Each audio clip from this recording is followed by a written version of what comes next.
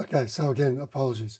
All right, so I want to first of all acknowledge the land of which we meet. I'm currently sitting on Gubbi Gubbi land here in Brisbane, but I know that there are people from all over Queensland with us today. So I just want to acknowledge the First Nations owners of the lands on which we meet and recognise and pay respect to their elders, laws, customs and spirits. We also acknowledge the important role that the Aboriginal and Torres Strait Islander people play within our engineering community, and we welcome you today. Who is the Engineering Link Group? I noticed there are some names in the room that I recognise, but there are also some people that I don't. So if this is your first time engaging with us, welcome. As I mentioned, I've been. Oh, I just noticed that Michelle hasn't got audio. Um, I'm just going to jump into the chat. I don't want to go too far in case. Can anyone else just see? Can anyone just give me a thumbs up whether you can hear me? Oh, thanks, Chris. I appreciate that. Michelle, um, I'm just going to quickly type to Michelle. Bear with me for a moment.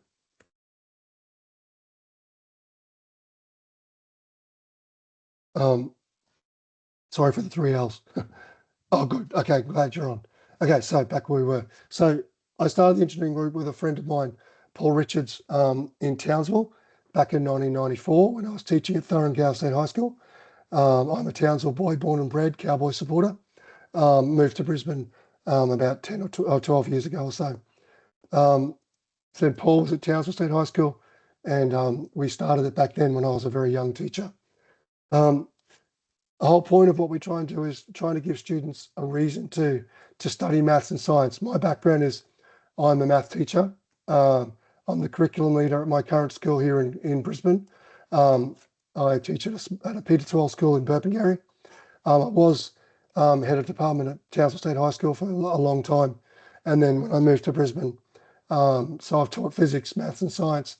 But coming straight out of high school, I didn't have any experience in why we were teaching the stuff that we were teaching. I just had the experience of the teachers who came before me.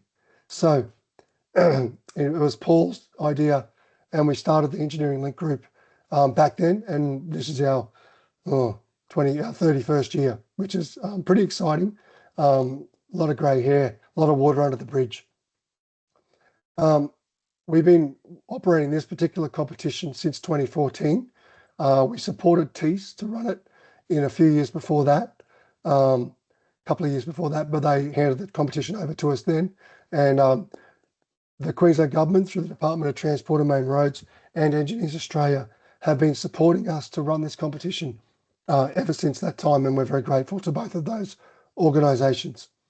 We've had nearly 4,000 students and many, many different schools across Queensland participate in this event since its inception. As I mentioned, we have 57 schools registered interest this year, which I know we'll get a few more before it actually kicks off.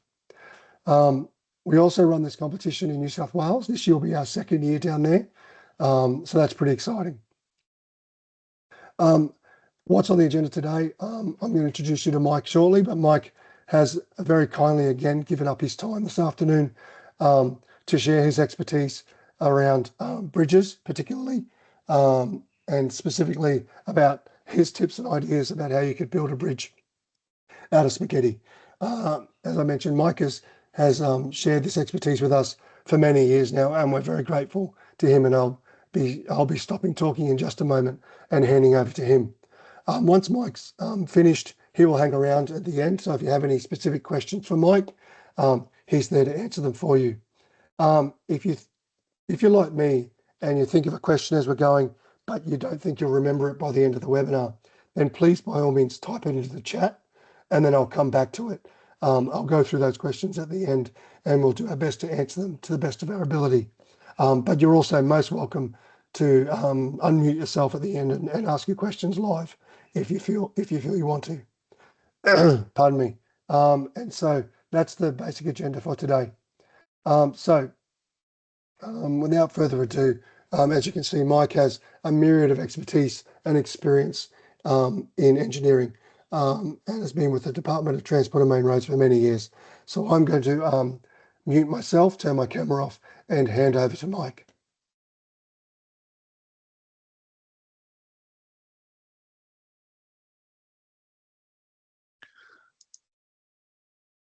Good afternoon, all. Yeah, and welcome. Hopefully you can see the screen, which is just the basics of bridges. It's all good, mate. We can see you. All good. Excellent. Thank you very much. Yes, I'm a registered professional engineer with Queensland and have been with the department for over 40 years. I'm currently working in the structures area and Director of Systems and Governance. I'm not a structural engineer, but certainly do understand the basics of engineering of structures, etc. And that's simply all I'm going to sort of take you through today and try and apply some of that basics to the Spaghetti Bridge competition so that you can hopefully help guide the students with the work that they're doing. So I'll just get moving on this. Hopefully it works. So my simple agenda is I'm going to talk about the forces that are involved, and it's a critical understanding of that. Look at some of the types of bridges that are available and which ones are probably more suitable for this competition. And then we'll look at some of that practical application. So there's a nice bridge, the rail bridge over the Brisbane River. Bridges come in all shapes and sizes. There's different functions that they can do. And obviously, they cost different money. They've got to withstand quite a lot of forces. Fortunately, with the Spaghetti Bridge, it's only for one test and then that's done with, so it will make life a little bit easier. But let's have a look at the forces that we're talking about. So when considering a bridge, we must first understand what the forces are that are involved on the structure itself, because essentially we need to deal with it. We need to design and build the bridge so it can withstand those forces. If it can't, it breaks, and that's what we're trying to not get, and we want these structures to carry a reasonable load. So forces can be static, which are the stationary loads, or they can be dynamic, which is the moving loads. And obviously with real bridges, with trucks and cars and stuff like that moving over it, water impacting the piers, etc. So the bridges are normally subjected quite a lot of dynamic forces. We're lucky, we only really need to deal with the static force and the ability to withstand the winch on the load cell that's going to measure the forces that it can withstand. So a bridge is a structure with many aspects. So firstly, it's got to support itself. That's the dead load. We've got a 300 gram limit on this one, so it's got to support that without falling down. It's then got to carry a load, which is what we call the live load. In this case, the only load it's got to carry is what's being applied to it by the test rig. And what it needs to do is to transfer all those loads, the live and dead loads, to the ground via the supports. So it's actually moving forces around. And we'll some diagrams coming up will help you out. So the basics forces that are in a structure, and all of these are in a structure, so you've got to deal with the whole lot, is you have compression forces, where essentially the item is being squeezed, pressed. You've got tension forces, which is where they're being pulled apart. Bending forces, which is pretty much a bend. One force is applied and two forces sort of holding it up, which is what a bridge normally is. You have shear forces, where essentially one side's getting pulled in one direction, the other side's in the other, and it just snaps and breaks apart. And then you'll have the torsional forces, which is where the member actually wants to twist and turn and buckle. So we'll have a look at those. So under compression, a member will try to buckle, and to resist buckling it depends on the thickness. So if you got yourself a piece of spaghetti, and you can demonstrate this with your students, just put your fingers on each end of the spaghetti and try and push it in, and you'll notice that it very quickly will buckle and try and bend away. It doesn't offer a lot of resistance. So to stop that from occurring and to be able to increase how much load it can carry, a compression load, you usually have to thicken the members up, and that helps to resist the compression. Under tension, though, the member tries to stretch out. So like an elastic band, you pull it, it'll just stretch out. Now, obviously, spaghetti is not elastic. It will just resist and resist and resist, and then will snap. You usually find that tension members don't have to be as thick as compression members. So you can even see that on some of our structures around the state, where members under tension, and if you remember that bridge that I showed you there, the rail bridge over Brisbane River, the hangers in between the arch and where the tracks were are very thin. They're all in tension. They can carry that load quite easily, whereas the big arch over top is predominantly all in compression. It needs to be a lot thicker, a lot more substantial to be able to carry the loads. And then obviously a multitude of forces occur which will cause the member to bend. So typically if you grab yourself a ruler, if you lay it flat between two pencils and press it in the middle, it'll bend quite easily. If you can get it to stand upright on those two pencils and then try and push it down, you'll find it won't really bend at all. So the resistance to bending is dependent on the thickness of the member in that bending field. I'll try and explain that a little bit more as we go. So when we look at a member, the diagram there essentially is what the spaghetti bridge will be like. So you'll have your two supports over there with the RA and the RB, and then you'll have the bridge that goes across the middle, and then the force P will be applied. In this instance, in the spaghetti bridge, it's underneath, pulling it down, not pushing on it like this diagram here is. When that happens, the member will try to bend.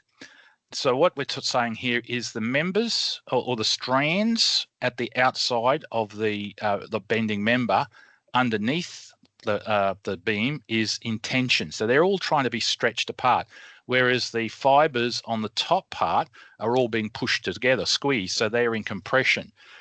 Where the dotted line is roughly the neutral plane, where they're neither in tension or in compression. But as you can see, just in a simple bending motion, one side's stretching, the other side's compressing.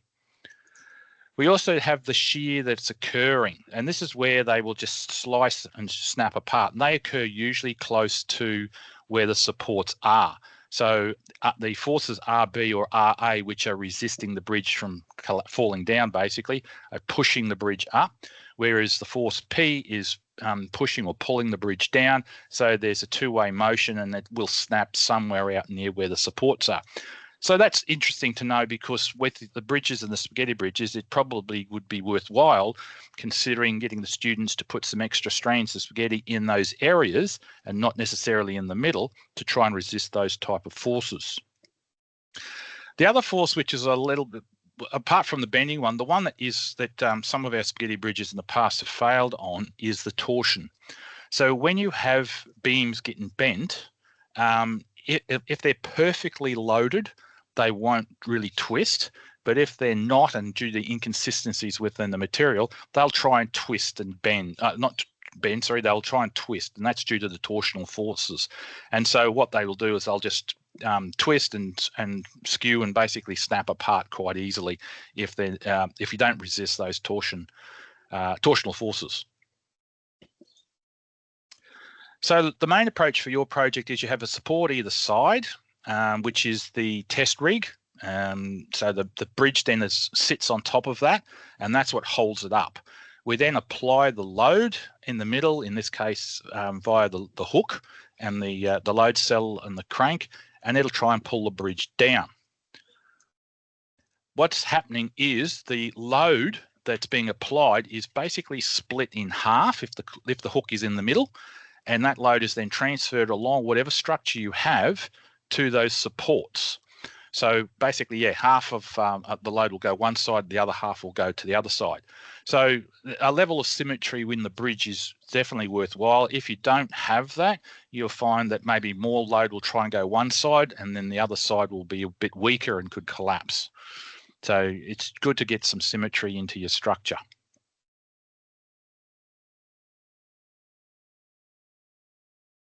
And yeah, there's various types of bridges, which we're going to show you in a minute, and that's how they transfer the loads. So that's sort of the fundamental forces that you have. Now what we'll do is have a look at some of the types of bridges around and which ones are probably more applicable to the spaghetti bridge competition compared to others. There's quite a few around. So the very simple one, which we've basically shown you at the moment, is what's called the beam bridge. So it's just a simple beam going from one support to the other. It's got to resist all the bending forces and twisting forces, etc., all in the one component. You then have truss bridges, and there's a lot of them around. They're typically made of steel, And so the truss itself, basically the load is transferred from the deck up through the truss and then transferred across to the sides and then down onto the supports. Cantilever bridges are a little bit different. This particular picture looks very similar to a beam bridge.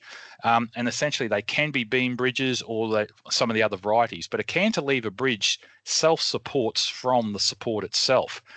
You can just see a very faint sort of gap in the middle there of that bridge. Essentially, if I got a power saw and went right through the middle, that bridge wouldn't collapse. So it's not actually transferring loads across the structure from one side to the other. It's actually each side is supporting its half of the structure itself. And we have bridges in Brisbane where if you chop them in half, they won't fall down because they're cantilever. But they require very strong supports to obviously hold that and the twisting that goes on with them. The other common one around you see is the arch bridge. The arch bridges are some of the oldest bridges in the world. They rely on just transferring the load down across the arch. And then in this case here, this picture is actually thrusting the forces from the structure above onto the side supports. Arches are very strong bridges, and you've seen in past spaghetti bridge competitions where the arches have, generally been winning structures, but they're very difficult to make and take some time to get there. But yeah, arch bridge is quite good. Some of the famous arches you'll see there's one arch that we just showed you at the beginning there across Brisbane, but obviously the Sydney Harbour Bridge is another arch bridge. It's quite famous and well known. We also then have suspension bridges. There's a number of them around the world, and so what they're relying on is the load being transferred up from the deck via cables to a big swinging or overhanging slung cable, and then that transfers up over the supports, then down to the ground. So it's basically the ground is holding the structure up via the cables. And then we have cable stayed bridges, which are a little bit more common nowadays. And again, the cables are taking the load straight off the deck up through the vertical supports and then being held down. A little bit of a variation on suspension bridges. The most common or the most applicable bridge types for your project for the students to follow is the beam. We see quite a few beams. We see some trusses appearing every now and then. And as I said, the arch. But unfortunately, this type of arch, as I said, is actually thrusting its forces onto the sides, the vertical sides. That's not permitted in this competition. So we have to swing the arch up above and get the loads to transfer to the supports via the arch above. So that is what we can do for this particular project. So let's have a look at some of the practical application. I won't go into this too much because Greg actually covers this in his, so there's a little bit of a double up, but generally looking at it, you're using the commercially available spaghetti. And you're using the white PVA glue, hot glue or super glue. There is some other restrictions which Greg will talk to you about. So the dimensions, though, it must include the load hook, which you're going to get, and it's at the midpoint of the bridge. So it gets designed and glued into the structure at the midpoint underneath the bridge, and it then gets pulled downwards. The bridge must have a deck. So we've had examples in the past where to save weight, no one has a deck on it. If we put a Matchbox car on, we could theoretically drive it across the bridge. So it needs to be around about 3 centimetres wide. That actually can help with some of the torsional twisting that goes on, having some width in the structure, so it's of benefit. But the deck doesn't have to be a solid deck. It could just be a piece of spaghetti going across from one side to the other every 5 millimetres or something along there. So we could see that there's a deck there, and theoretically a Matchbox car could drive across it, but we're not after a proper, well-designed continuous deck. The bridge must span at least 37 centimetres, but have a clear span of 35. So 35 centimetres is between the supports on the test rig. 37 only gives you 1 centimetre on either side of the structure to transfer the loads down. The structures, depending on what the students build, may bend a little bit, which means it starts to shorten that up a bit. So it might be worthwhile going a little bit wider, but some of the testing and prototyping will show that to obviously to see if it works and whether the 1 centimetre is enough on both sides to transfer the loads through to the beam. But I wouldn't want to go too much bigger because then you're starting to use some of the weight restriction on just what's sitting on the supports. As I've mentioned, there's no thrust support from the vertical sides of the test rig can be used. So again, nothing can go below the deck and touch the sides to try and transfer loads to it. It's just purely what can sit on top. And the total mass of the bridge, which is all the spaghetti, all the glue, and the load hook, must not exceed the 300 grams. That is a real challenge to get a strong structure that will sit there that's under 300 grams, but it is achievable as evidenced by some really brilliant past bridges. So some of the things that the students would need to understand, and I would highly encourage they spend some time doing some experimenting and basically a little bit of playing to work out how this all works. So play with spaghetti under compression. As I said, get it some strands and get them to push it in. You'll see it buckles real easy, but then maybe tape or glue 4, 6 pieces together and try to do it again. You'll find it's a lot harder to do. So there's a little bit of a play there to see how it resists those forces. Again, do the same thing under tension. Try and get them to carry weight and see how much weight a piece of spaghetti will carry before it snaps. What happens when it glues? So spaghetti, when you buy it, is dry. And so depending on the glue type you use, it will actually soak some of that moisture up. It will bond, it'll glue. How does it perform once it's glued? So you might find some glues are better than others. And we have seen in the past, and particularly if you're going to go for arch type bridges, you've got to actually wet the spaghetti or moisten it a little bit so it can be easily bent without snapping. But then you've got to let it dry. Does it lose strength? It could. So it's something that the students could play with, do some experimenting before they finalise their designs. So again, there's my message is it's really important that they test and prototype their design. So come up with their ideas, have a go at building them, do a little bit of a test to see how much they can carry and which one gives them the stronger outcome, and that can help shape it. Usually if they've just put some together, a quick design, build it, and it could break very easily. It's unlikely it's going to perform really well without, unless they've sort of getting some good ideas from past ones. And the other thing that they need to understand is the spaghetti is very much not consistent. So the quality of the spaghetti can vary from brand to brand, but also between packets of the same brand, if they're different batches, etc. So it's not necessarily consistent. It should be reasonable for the purposes of the competition, but it's not something you can accurately measure and then expect that from every piece of spaghetti that's around. So how's the metal hook supported? So again, this is something that was very important. So the metal hook is located on the underside of the structure and will be where the load is connected and the structure pulled down from. So it's really important that all the load is transferred to the spaghetti bridge itself with basically the maximum spaghetti you can get under it. So utilize the whole area of the little metal plate where the hook is attached to try and disperse the load. So don't use just a few pieces of spaghetti to hold it because it'll just pull through and break and the rest of the structure might be fine. So certainly get the students to really focus on how well they can get that plate in there and make sure that that connection is quite strong, because that will be a very concentrated point for the loads before they get split to half and one half goes one way and the other half goes the other. As I mentioned before, the deck doesn't actually need to carry any load, so make sure you keep it light, but you can utilize it to help with resistance of torsional twisting of members, particularly if you're using beams. Bracing is also important to help to keep the structure from twisting. So there's a lot of examples where you could put two beams side by side with a little bit of a deck on the top, but if it doesn't have any bracing underneath, and I'll show you some pictures of that coming up, the beams can still, under load, start to torsionally bend and twist, which can lead to early failure. So you're looking at some structures that can help resist that, to keep the structure upright and to resist the loads. So having a look at some truss bridges, there are various types, and you can do a Google search and find all sorts of different ones around the place. The two most common ones are the Pratt truss and the Warren truss, and these are the diagrams that show you what they sort of look like. To help out the students, you have got compression members and you've got your tension members.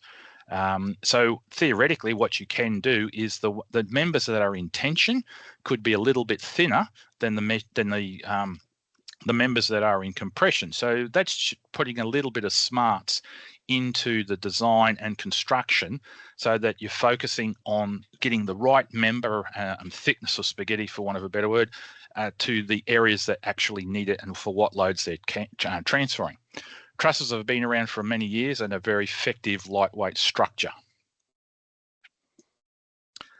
This is a more detailed diagram of a bridge, but I've put it in here to show that apart from the actual truss, which is on the left and the right-hand side, you can see that there are some beams across the floor where the load would be, but then you can also see the cross bracing that's going on as well. And again, that is helping to resist the torsional twisting that goes on.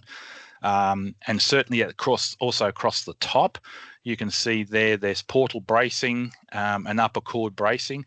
Again, this is all to try and help the structure to resist the torsional twisting which can occur. So obviously the spaghetti bridges that students build won't need to be as detailed from this, but some of the core elements you certainly would look at trying to replicate. One of the best truss bridges we have in Queensland is the Queensland Bridge. It's quite a large bridge, and that's just a good picture, a good example of what we have. So we can now look at the arch bridge. So again, it needs quite a lot of strength and bracings at the ends where it's transferring load from the structure to the supports. In this instance here, the arch across the top is in compression, so it's being pulled down and compresses to transfer the loads out. And we use vertical hangers here, which are all in tension to support the deck where the load is, and in this instance is where the load hook would be situated to, because the load hook goes into the deck, it needs to then transfer the loads from there up into the arch. What we find is it's typically changed to this configuration. And in the top right-hand corner, you can see an example from a past spaghetti bridge competition where they've put all the vertical hangers actually down to where the load is, so that the load is transferred very quickly by numerous tension hangers up into the compression arch. It's a very strong structure, and I think probably has got the highest loads. Greg would be able to verify that, but I think these arch type bridges have carried the highest loads we've experienced throughout the competition. But again, they are very difficult to build, and they can have variation because you've got to wet the spaghetti to get the arch shape in. And as you can see, the complexity of that one in the picture on the right-hand side would be very challenging for some of the younger students to probably make, but certainly it's there for the challenge. The Maryvale Bridge is the one that I showed at the beginning, and it's you can see the hangers there. They're not quite vertical; they are a bit crisscross, but again, they're just picking up the load from the deck up into the structure. The simplest structures we have are beams, or what we call girders, but they need to be thick or deep in the plane that you can see there, so they can resist the bending forces. The deep beams or girders can twist, so that's the other issue, why they need to be 2 or 3 of them side by side and then braced so they stop or resist the twisting torsional forces. But they certainly need to be quite deep or thick so that they resist the bending forces, but they can be quite strong. So it's something that can be considered. Just a bit of a diagram there of what the girders, the beams are. So they're usually quite substantial to resist the bending forces, but then you have the cross bracing that goes across there. In some instances, you can put a brace from the top and one across the bottom. They don't have to be solid like these ones are, to help stop or resist the torsional twisting of the beams. For the students, they probably only need to do 2 beams, one either side of the 3 centimetre wide deck, and then say the deck could be used as cross bracing at the top, and then you put some on the bottom, and you probably get a bit of a box section out of it. The beams that we have are solid I, T's, and boxes are the typical ones. Just to sort of demonstrate that, a solid one would be where the spaghetti, this is looking down along it. So you see the spaghetti is just really stacked up, so many wide and so many high. Obviously, the width resists the twisting, but you're probably more interested in getting the depth in there to improve the strength against the load cell trying to pull it down. So you really need them to be probably quite thick and less width, and then use the cross bracing to stop the twisting going on. The students could make a little rig that out of even Lego or something like that, so that they can get the width and lay the spaghetti down on it and then glue it and lay the next layer down, glue it and lay the next layer down to help them repeat if they're doing some testing and that. Some of the other common variations, as I said, we've got the I girders and you've got the T girders. What we've done there is, again, if you go back to those early picture I showed you when you've got compression forces at the top and then torsional tension forces on the bottom. So the I girder is one example where it can be used in flex both ways. So it's got the top surface and the bottom surface is a lot thicker, and when in the middle, where it's more of a neutral forces, it's thinner. The T girder is one that we use quite commonly in bridges. As I said, the top is often in compression, so we're trying to make it really thick with the top part of the T. Down the bottom is in tension, so it can be a lot thinner, and so that's where that shape comes from. The other thing that I'd like to really highlight to you is when the students are putting their spaghetti together, the 35 centimetres, you don't get spaghetti that long. So you're basically going to have to join the spaghetti. So what we suggest they do is they overlap the strands of spaghetti so that the gap between two pieces being joined together doesn't line up with another one. So it's probably important to get those variation in the overlapping so that you don't have a weak spot that can break quite easily, and it's just reliant on the glue. That's a typical picture that we have of many bridges in Queensland, of beam bridges. Here's another picture here. This is of the underside of a bridge. What you can see is the big heavy girders. These look like they're sort of T's with a bit of an I part on the bottom of it. But you can see them going across. They carry all of the load, but you will also then notice some thinner members going across, not the piers themselves, but in between them. And they're the ones they're the cross bracing to help, along with the deck, to minimize the torsional twisting that's going on. The other one is a box beam. And so they're basically big hollow sections. So you've got a floor, two walls, and then you've got the deck as part of the top. So the Leo Henschel Bridge, which is the Gateway Bridge, it's massively hollow inside. You can walk through them, but they look solid from the outside. So you can get quite a large section with spaghetti, a couple of strands thick, and make it quite a decent sized box. The vertical height will resist the pull down forces of the load cell, and the top and the bottom would be the deck on the top, and the bottom would be the cross bracing. Also, where you'd locate the hook to for the load hook, so that it's basically starts to be inside the structure itself. I haven't seen any box bridges or box beam bridges being done for spaghetti, but certainly I've seen them in some of my uni studies in the past, and they can produce quite a good strong structure.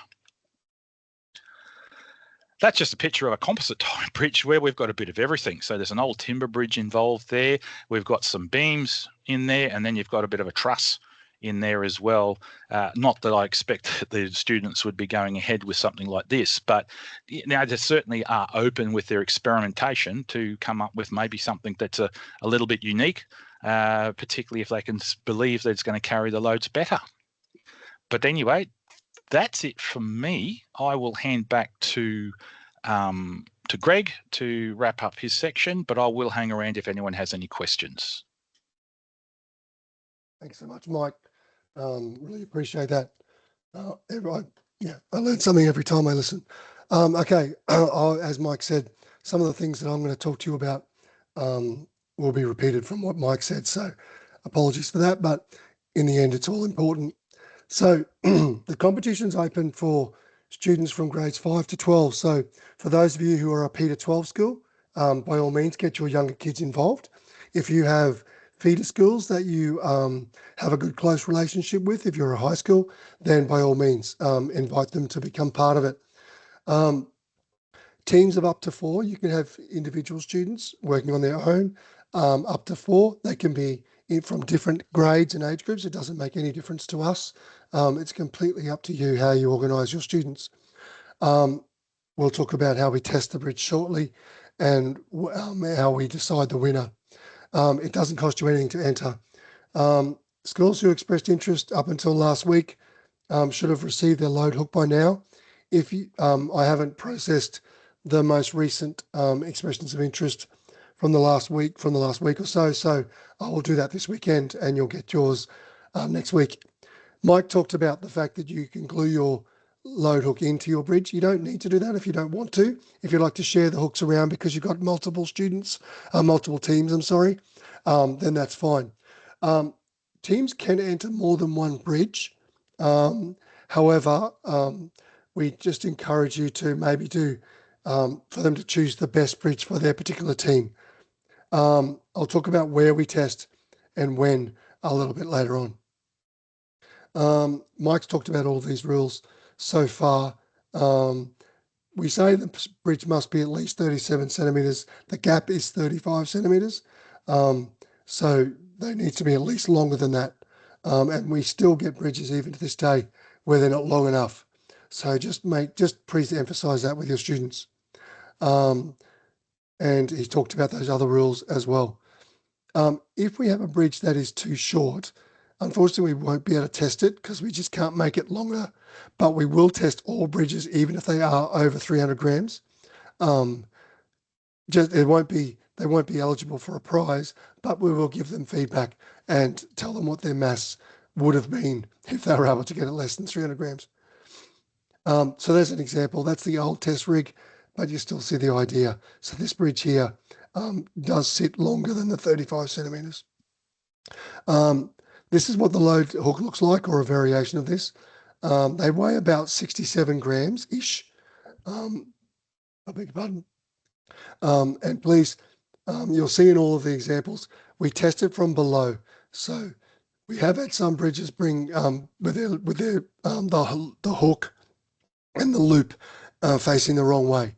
And because they glued it in, there was nothing we could do. So please emphasise to your students that the loop has to be hanging below the bridge. I need to be able to get to it as well, which I'll show you in some diagrams in a moment. So any type of spaghetti is fine, as long as it's called spaghetti. Just pick two brands there. There's obviously many, many more brands you can choose. Some spaghettis are numbered. So if they are numbered, number 4 or number 5 is perfectly fine. You don't want angel hair or anything like that. It's way too thin. Glues, any of these glues that you see here, so PVA is fine, hot glue is fine, super glue is fine, but liquid nails or Gorilla Glue or any sort of 2-pack epoxy is not permitted. We had a team last year who used liquid nails, and we unfortunately had to disqualify them because it was the wrong type of glue. We also had to disqualify a team last year because they coated their spaghetti in glue, and I'll show you what that could look like in a minute. But please encourage, while we don't mind if the students use glue to make sure their spaghetti sticks together, we don't want it painted on, and therefore we're testing the strength of the glue rather than their engineering skills on the spaghetti. Mike is giving you some really good ideas about how to start and where to start.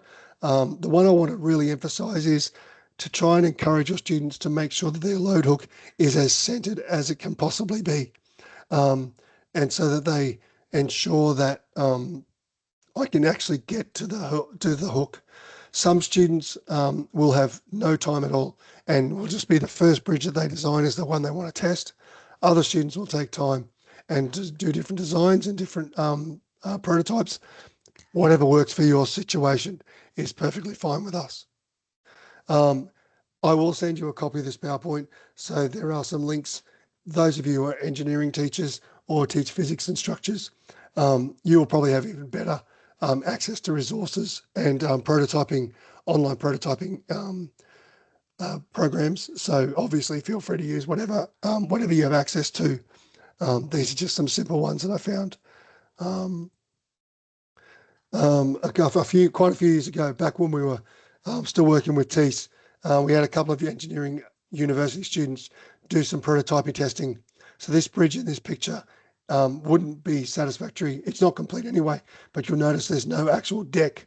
So there's some strands there, but no cross beams. So that particular bridge in its current form would not be satisfactory, but in terms of the arch, perfectly fine. Some of the findings from that student who did some different types of experiments, he did find that the spaghetti shrinks once he wet it and then dried it again. But that's what he found. He also found that try and use spaghetti from the same packet. Most packets of spaghetti are 500 grams, and the bridge itself is only up to 300, including the load hook. So there should be enough.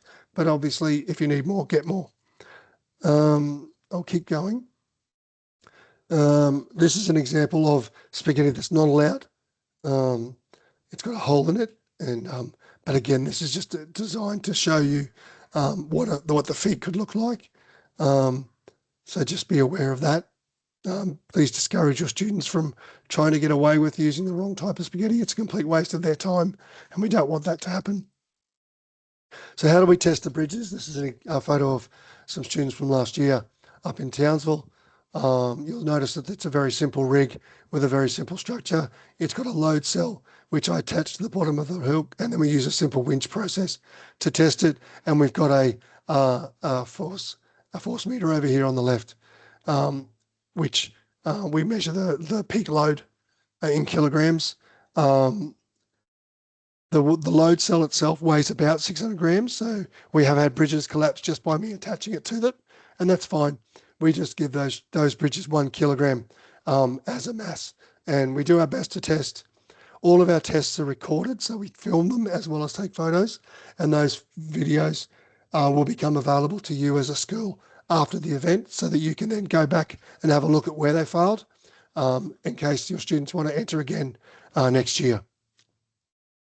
I'll run these quick tests, these quick videos, sorry, just to show you how they run. Apologies for the sound.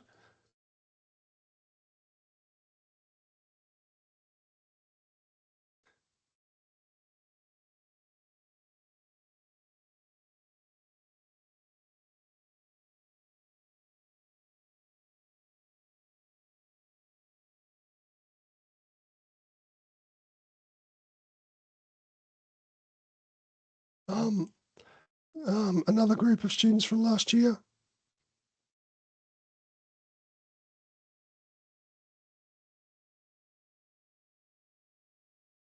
As an example of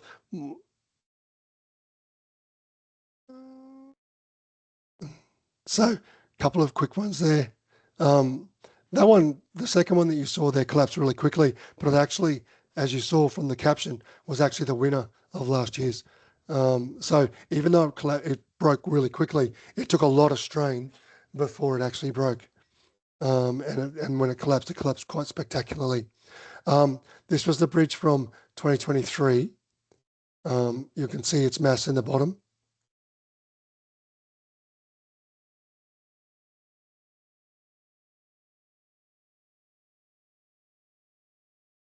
It actually started, yeah, it took a lot of strain.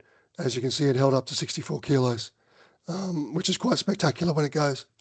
And then, as I said, I've already showed you that video from last year. So this is the previous results over the past couple of years, and there's some photos of some very happy students participating. You can see it ranges across each year. 86.18 kilos is the record in the competition's current configuration, where we require a desk and a minimum width and so forth. The maximum I've ever tested was way back in about 2014, I think it was, which was over 200 kilograms. But we had to change the rules because it wasn't really a bridge. It was more just a structure. So, but that was pretty spectacular when it went, as you can imagine. So we've been excited to secure 6 testing locations across Queensland. Apologies if you live in a place that's not one of these locations. It's quite hard for me to get to many locations around the state, but I do my best. So these are when they're on. thanks to the Lakes College. This is when their tech, I want to say Tech Expo, but I don't think that's exactly what it's called. Apologies, Phil. Is on June 3rd in the afternoon after school. So if you're from north of Brisbane or the Sunshine Coast, and that's time Tech Fest, thanks, Phil. If you're from the Sunshine Coast and that date suits you, then please get in touch with me and I'll get in touch with Phil. And I'm sure that they'll be more than excited to test your bridge along with their students. And then you'll see some dates across the state, starting from August 5 in Townsville. Our main testing time is here in Brisbane at QUT. And we'll also be running some workshops and interactive activities during that testing day. So stay tuned for more details on that one. That's during Echo Week, and then I'll be up to Rocky, and then Logan, and then back to my school at the one. And my school, I do my school at the end to capture any bridges that are posted into us, and we'll do all of those tests on September the 1st, which is when the competition closes. So again, we're very, very grateful to the Department of Transport and Main Roads through the Queensland Government to present $2,000 of prize money this year. Very exciting. You can see how that prize money is allocated. So we give a location winner as well.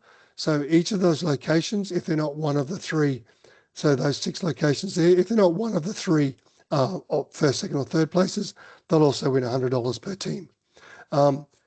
Please, we strongly encourage you to read the terms and conditions once they're published, and make sure that your students are fully aware of those. As I've said, we've had to disqualify teams in the past because they haven't met the conditions. And unfortunately, one team last year would have actually won it, except for they didn't meet some particular specifications. And so unfortunately, it was a very difficult conversation to have with that particular team. So please, please, please encourage your students to watch them, to read them, sorry. Plenty of options for resources and support. If you'd like some ideas or some help, or if you'd like us to put you in touch with an engineer mentor, we have some volunteer engineers around the state, whether that be via some sort of online hookup like Teams or Zoom, or in person if they happen to be near your location. Please get in touch with us and I'll put you in touch with Engineers Australia and their engineers, and we can go from there. I'm just finishing off. Please keep an eye on our website with all the details and all the forms and locations and so forth. We were fortunate enough to go out and present and interview the winners of the 2024 competition. Apologies again for my dodgy interview skills. I'm a teacher, not a journalist, but I just thought I'd play this for you.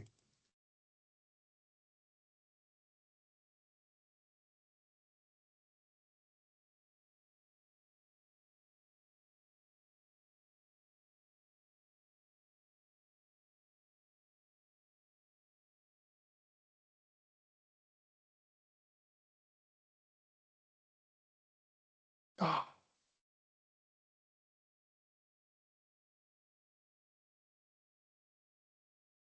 I've just been found out that the sound's not there. I thought I tested that earlier and I didn't, so apologies, but you'll have access to this video when I send out this. I apologize for that. I thought I tested that before, but obviously I didn't do a very good job of it. So I'll send this out and you can listen to the D boys and what their words of wisdom are, and it might be worth sharing that with your students as well. That's a shame. I'll make sure I get that fixed for next time. I've lost my mouse too. So yeah, I thought I did, but apparently I didn't. Okay, let's go with it again. Very quickly before I open the floor for questions. Yeah,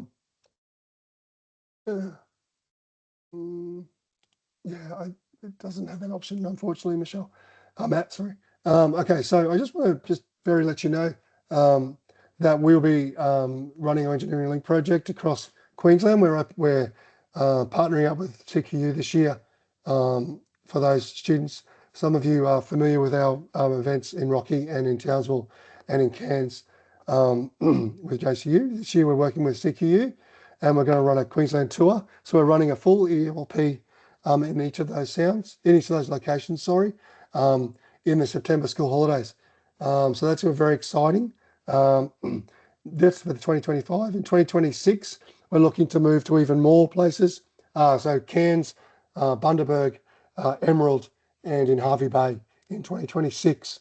So it's a very exciting time for us, and we're very much looking forward to seeing all of those places and locations. So information will come out about that very soon. So time for questions.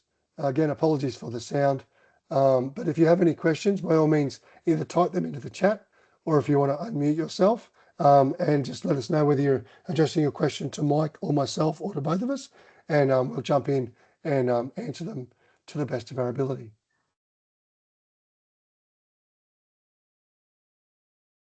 Oh, Matt, go for it, Matt. I just wanted to say I did register myself, and I thought I registered Capricorn School of Distance Education ages ago, but I haven't received anything. Is there like a bit of a list to make sure that we've enrolled correctly? Oh, this is for your expression of interest, mate. Sorry, second. As like to participate in the competition. Yes, I did it online, cool. but I haven't received any. Matt, I will make a note. I will make a note right now, and then I will follow that up this afternoon and see if I can find out why you have not received anything yet. But if awesome. I haven't, thanks so much. I've got your email address, so if I can't find it, I'll quickly flick you an email and we'll get that sorted. Great, thanks so much. No worries, mate. Thank you.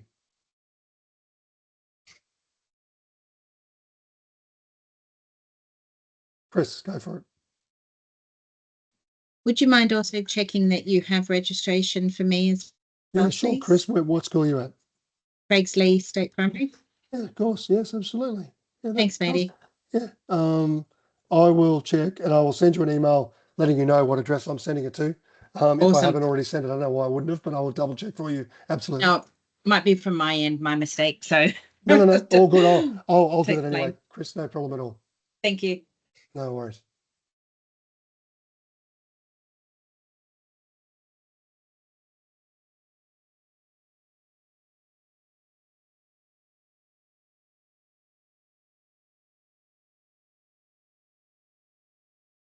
Yes, Deepo, I do.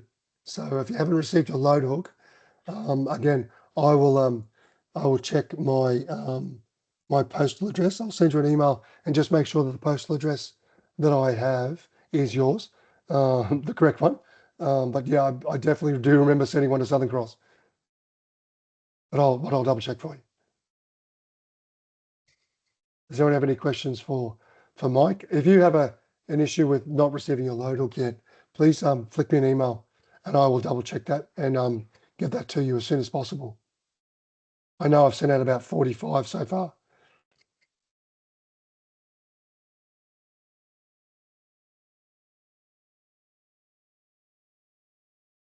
Doesn't seem like there are any questions, which is great. Means we've answered them all for you. But of course, if you do have any other questions, please don't hesitate to drop me an email or give me a call.